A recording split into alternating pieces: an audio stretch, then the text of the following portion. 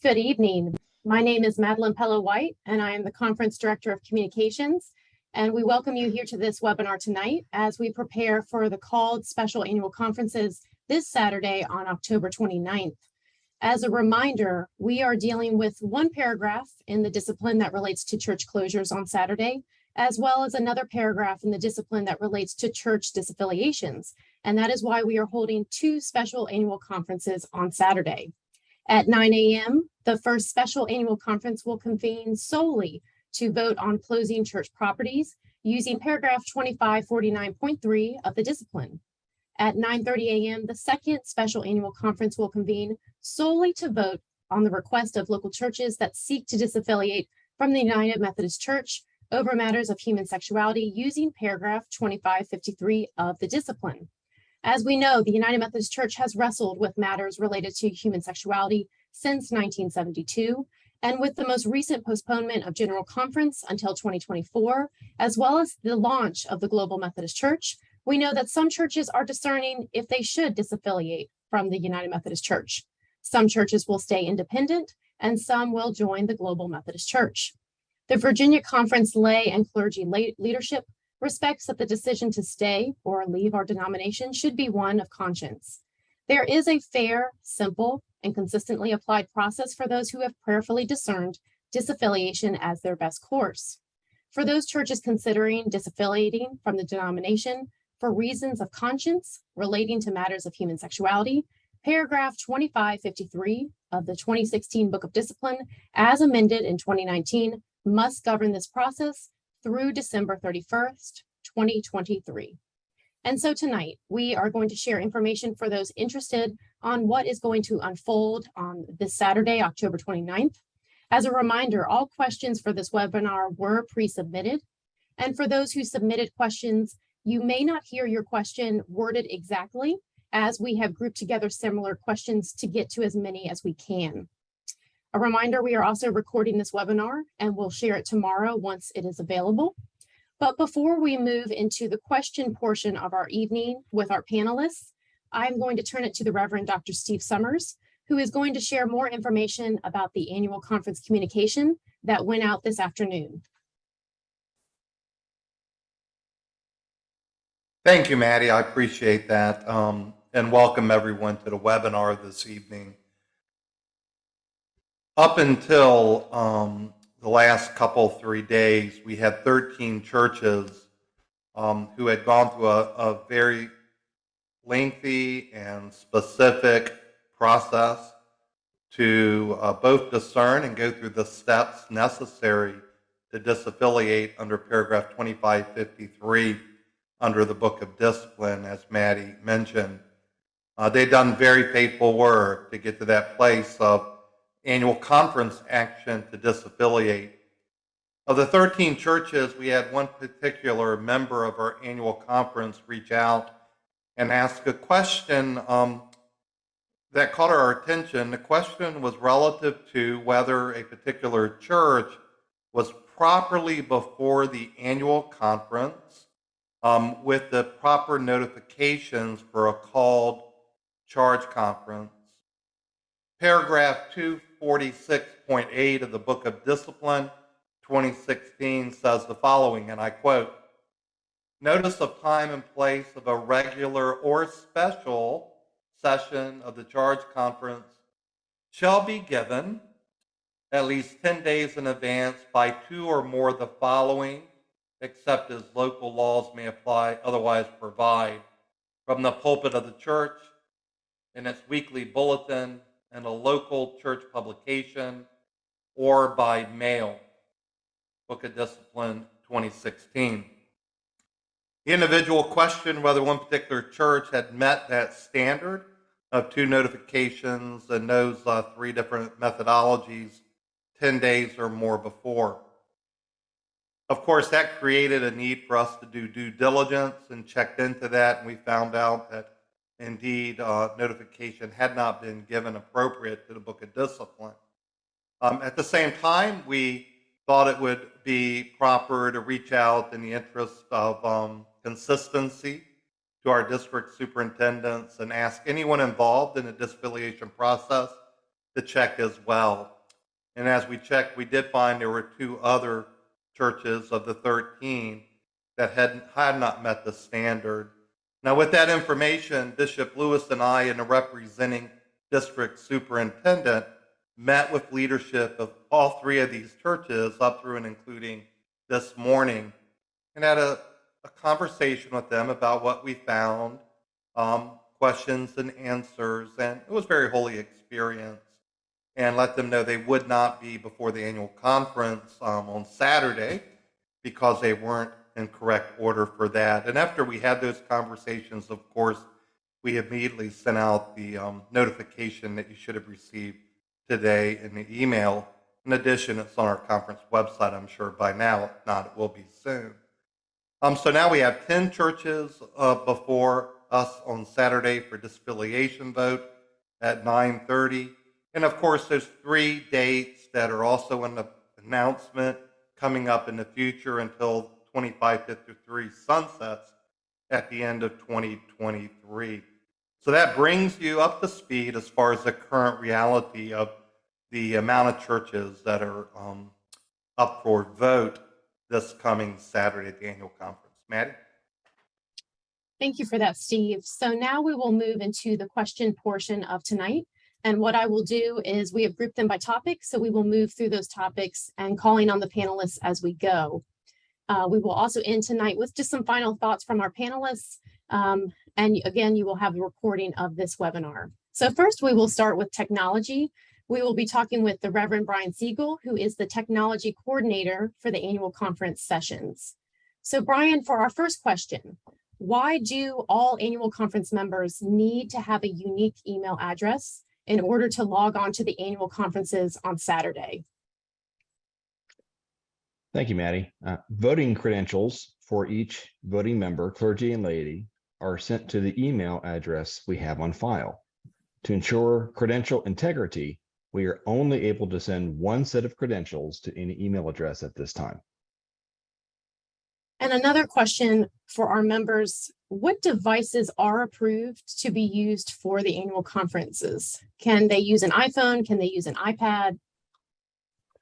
Well, the good news, if you're just watching, you can use anything you want to use because there'll be a separate live stream link for that purpose. But there's a technical limitation that not all devices are compatible with the voting platform we're using. So if you wish to vote, which I assume most annual conference members want to do that, the iOS devices such as iPhones and iPads are not able to fully view and participate in that voting session. Most newer Android devices and almost all laptops and computers, including Mac devices, are compatible. Okay, perfect. And as a reminder for those watching, you should have received your voting credentials today. We will also be sending those out again on Saturday morning so that you have them in front of you. Our next topic will be disaffiliation, and we will be talking with the Reverend Denise Bates, who is our Dean of the Cabinet.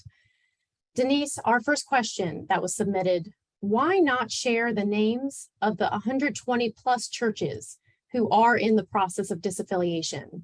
Would this allow those who might want to help fellow Methodists find a new church home? Wouldn't this help them? Thank you, Maddie, for that question. So the discernment of a local church regarding disaffiliation is a matter for that local church family. Following the ratification at annual conference, the district will actually send a letter to all the professing members of a disaffiliating church, inviting them to another nearby United Methodist Church. Our next question is, what happens if the annual conference body votes no to ratify a disaffiliation on Saturday? So if the annual conference does not approve or ratify the disaffiliation agreement of a local church, that indeed does conclude the 2553 process for that local church. Our next question is, if the annual conference decides not to approve a congregation's application to disaffiliate, may they later ask for their church to close? What other options are available to them if they, for conscience sake, no longer feel they can be part of the UMC? Well, individual members of any United Methodist Church have always had the freedom to leave and transfer their membership elsewhere, either within or outside of the United Methodist Church. The Book of Discipline provides guidance for the closure of a local church, which includes discernment and exploration of missional possibilities at that site or for that local church, congregational discernment and decision, and ultimately the vote of the annual conference. Our next question is, this person heard that if a church decides to stay with the United Methodist Church, that they don't need to do anything. But how will churches know they want to stay if they do not vote on that? So I often in my disaffiliation meetings say, nobody has to do nothing. I know that's not good English, but there is no requirement for any church to do anything. Now, as a local church, if you wanted to take some sort of vote that whether you wanted to explore, that's certainly within your ability to do so. A local church can discern and decide if they wish. If a local church wants to receive a disaffiliation information meeting and then enter into discernment, they may. And in this, they have the total freedom where that discernment leads them. Indeed, many churches decide to go no further or wait, and some do decide to proceed. Again, there is no requirement for any local church to do anything. Our next question is, how many of the pastors are leaving, whether that's withdrawing, discontinuing, transferring, with the 10 disaffiliating churches that the annual conference body will be voting on at the special annual conference on Saturday? Okay. We do have a couple of charges involved, multi-point charges involved as part of the 10 disaffiliating churches. So there are actually 8 pastors who are appointed to the 10 churches. And of those, 5 pastors are leaving the United Methodist Church and 3 are remaining in the United Methodist Church. Of those 5 leaving the United Methodist Church, 2 are going with their church as independent, 2 are joining the Global Methodist Church, and 1 is discontinuing voluntarily. Our final question for you, Denise. May a church that is closing but not disaffiliating be sold to another church or a group wishing to form a church? If so, at what point is the sales price determined? Thank you, Maddie. The process for closing a local church involves discernment and decision on the part of the local church and the district and the annual conference. Once a church has been closed via a vote of annual conference, the property passes to the conference board of trustees. And it has been our tradition in the Virginia Annual Conference for then the ownership to then be passed to the applicable district entity. And the property could be disposed of however is discerned.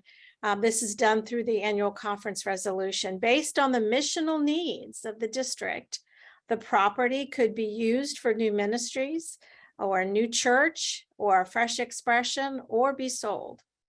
If the property is disposed of, the actual sales price would depend on a variety of factors specific to that property. Thank you, Denise. Now we will be moving to voting as well as annual conference logistics. So we go back to the Reverend Dr. Steve Summers, who is our assistant to the bishop and the director of connectional ministries. Steve, your first question. This person asked, I was a district delegate to annual conference 2022. My church closed June 30th, 2022. I had my membership moved to a different district. Do I still need to vote in the October 29th conference, or am I ineligible to vote unless I move my membership back to the original district where I was a delegate? It's really a great question, Maddie. The reality of it is you were voted and selected as an at-large member. We call them members, not delegate at the annual conference level. As an annual conference member for the specific district in which your church was that closed for 2022. Now, should you have moved to another church in the same district you would have retained your membership status in the annual conference as one who had voice and vote.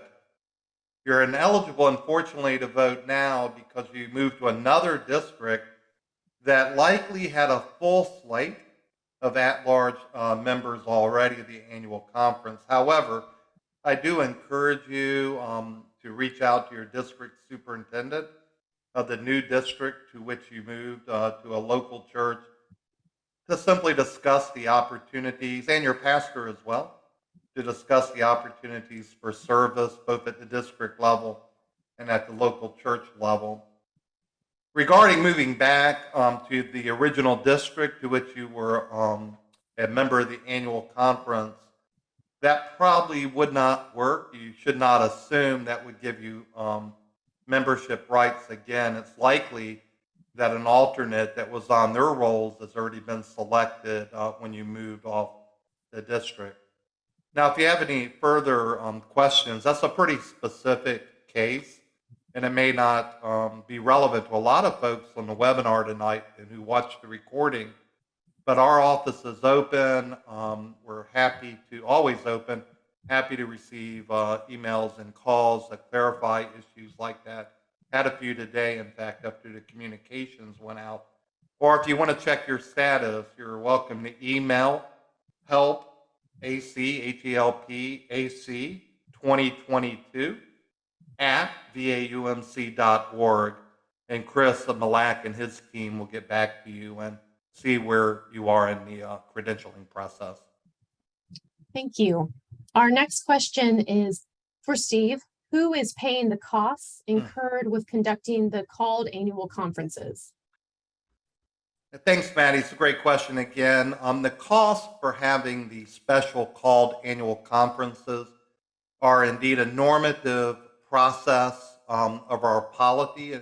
In the Book of Discipline, therefore, the Annual Conference of Virginia is bearing the cost of the called annual conference. Now, you have to make that a distinctive cost load as opposed to the legal charges for the churches that are disaffiliating. There is a cost built in to the cost of disaffiliation for legal expenses that's fair and equitable across all the churches, small, medium, and large. And if a church has exigent or special circumstances that require extra legal work, there are additional fees on top of that standard fee.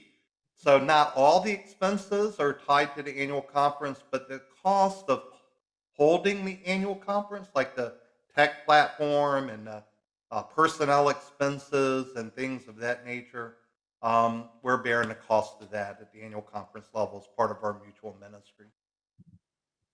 The next question, Steve. On Saturday, can ratification for all 10 churches be considered as a block?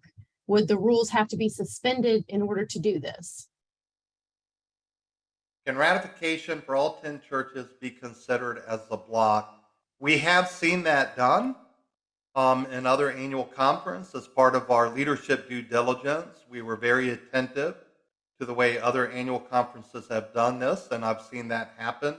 In fact, in multiple blocks of churches and other conferences. We are our own conference, though, and we've made a concerted effort at this time. We've chosen, under leadership of our Bishop, Sharma Lewis, to take each one of the churches individually to allow for voice and vote upon each church. Our standing rules don't address this directly, of course. We're in pretty new territory here as adaptive leaders.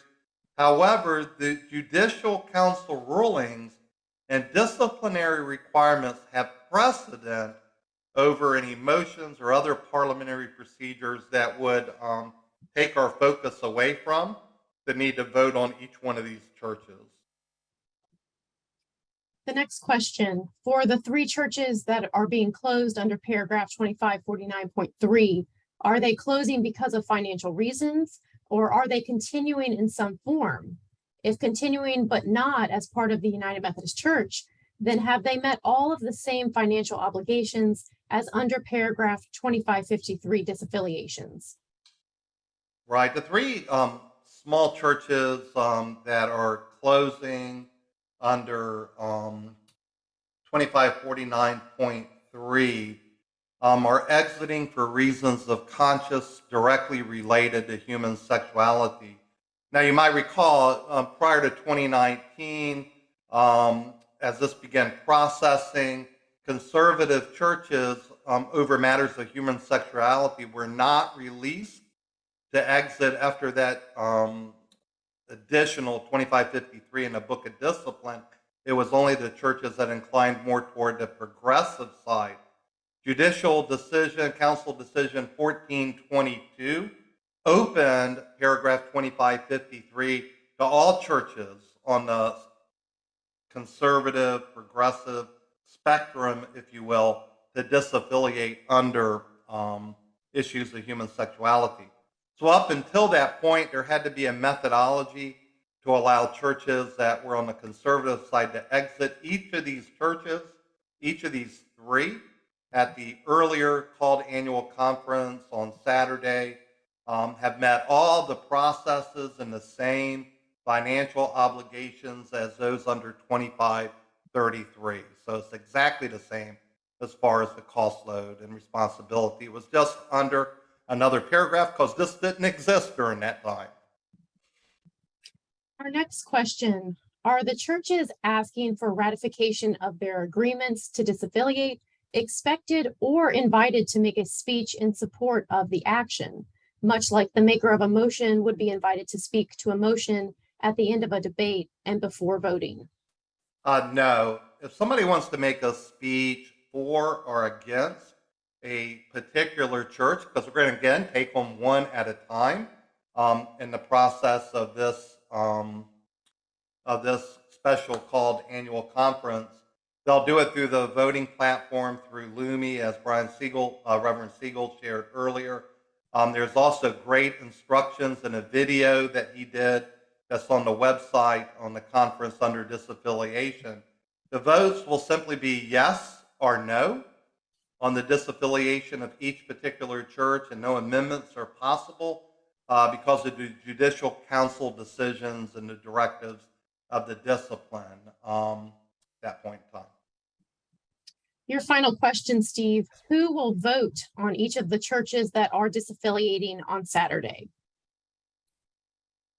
The members of the annual conference are those voting on it. Yes, ma'am. All right, we are moving on to the topic of finances, and we are going over to David Domacy, who is our conference treasurer and statistician.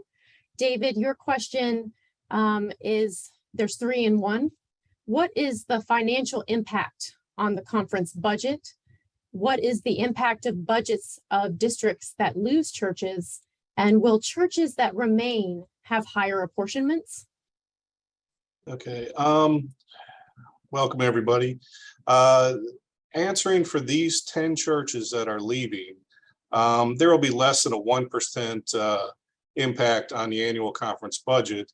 That impact won't be felt until 2024 because each church is paying 2 years of apportionments. That applies to the districts as well. Districts will experience it different than the annual conference because of the concentrations in each district. But I do not expect the remaining churches will have a larger apportionment based on these 10 churches leaving. Ultimately, 2553 runs through the end of next year. It's too early to tell how many churches will be leaving to determine a long-term impact, but we have been monitoring that, and we will continue to report out as we gather more information. However, our goal is not to have remaining churches have larger apportionments because of this, but we are studying also the impact to the districts. If some districts have a high percentage of churches leaving, we might have to make adjustments in the future, but we are a flexible church and we will make whatever adjustments are needed. Thank you, David. Our next topic is about pensions. So John Fuller, who is our executive director of VUMPI, will answer this.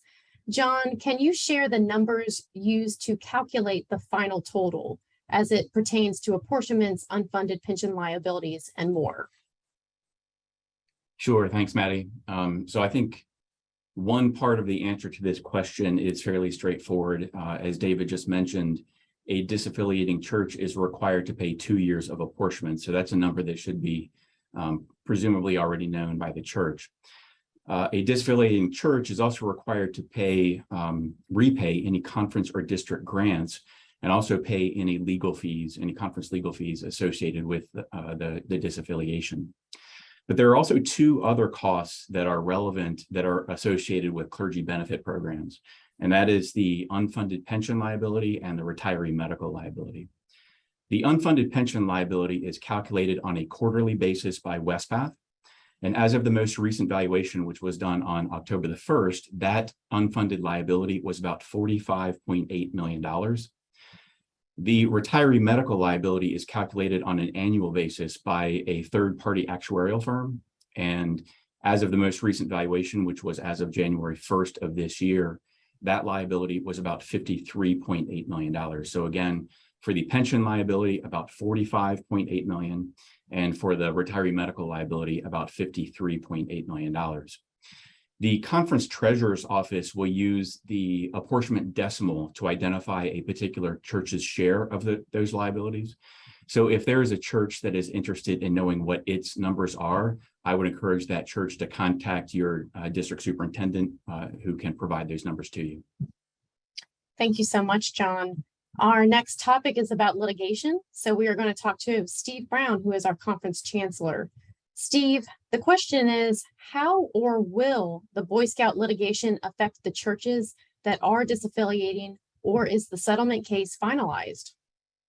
Well, thank you, Maddie, and good evening. The churches that are listed in the bankruptcy all have potential liability until that settlement is finalized. That means all the appeals are exhausted and the case is over. At this time, there's a number of appeals to the bankruptcy decision. Although the United Methodist Church, the judge cleared at least our settlement portion, people are appealing. So until all those are appealed and settled, we don't have finality. So if a church is leaving the United Methodist Church and they're involved in the Boy Scouts bankruptcy litigation, that liability will follow them when they disaffiliate from the United Methodist Church. Virginia Conference is not taking on that liability. So that's how that will begin. Thank you. Our final topic is going to be with our conference trustees. So we'll be talking with Kathy Lutman, Carl Moravitz, and Andrew White, who is the conference legal counsel.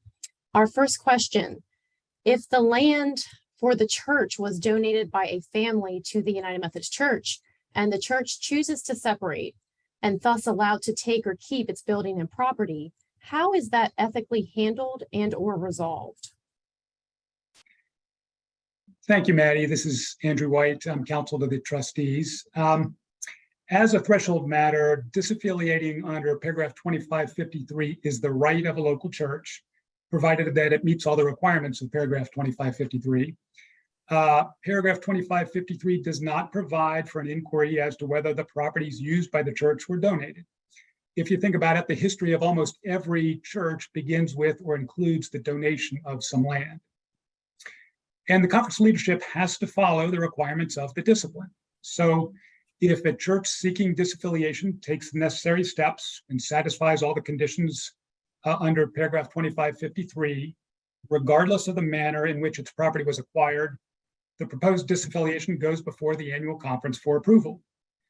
Of course, the annual conference's approval is required for any disaffiliation, and delegates at the special annual conference are free to vote in favor of or against the disaffiliation. It's important to note that property matters between the local church on one hand and donors and other third parties on the other are outside of the disaffiliation process. At the closing of a disaffiliation under paragraph 2553, the conference will deliver a document that has the effect of releasing the local church's property from the trust clause. That's all it does. It releases the trust clause. This release by the conference does not have the effect of releasing any claims to the property by third parties, including donors who may have rights under a reverter clause or otherwise. It is up to the local church to conduct its own title search or other research generally about possible third-party claims and to settle any such claims. The conference won't get in the middle of, the conference will not arbitrate any land disputes between the local church and third parties. Thank you. And so our final question is this: what might be the impact on future donations of land to the Virginia Conference? So Maddie, we don't have a crystal ball, so we don't know the specific answer to the question, but I will say that anyone who wants to make a donation of property to the conference or to a particular church should work closely with their own counsel to ensure that their desires are respected. For a donor who wishes to ensure that the property being donated will continue to be used in a particular way, such as a place of worship, or maybe even more specifically, as a United Methodist Church, the customary approach is to include a reverter clause in the deed, which could give the donor, the grantor of the property, the right to reclaim the property if the property is no longer used for that purpose. But again, this is something for the donor and their own counsel to work through. So as I mentioned, that was our last question. So I'm going to give our panelists an opportunity right now to share any final thoughts with our members as they prepare for Saturday.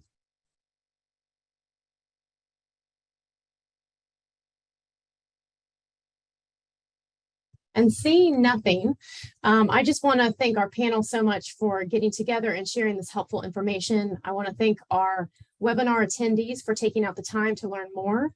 If you do need to learn more, we have a very helpful FAQ on the conference website that goes over many more topics that might be of interest to you for Saturday. If you do have any follow-up conversations or information we can help you with, please reach out to us at communications@vaumc.org, and we would be happy to help you. Otherwise, we will see all of you on Saturday. And thank you for taking time out of your night.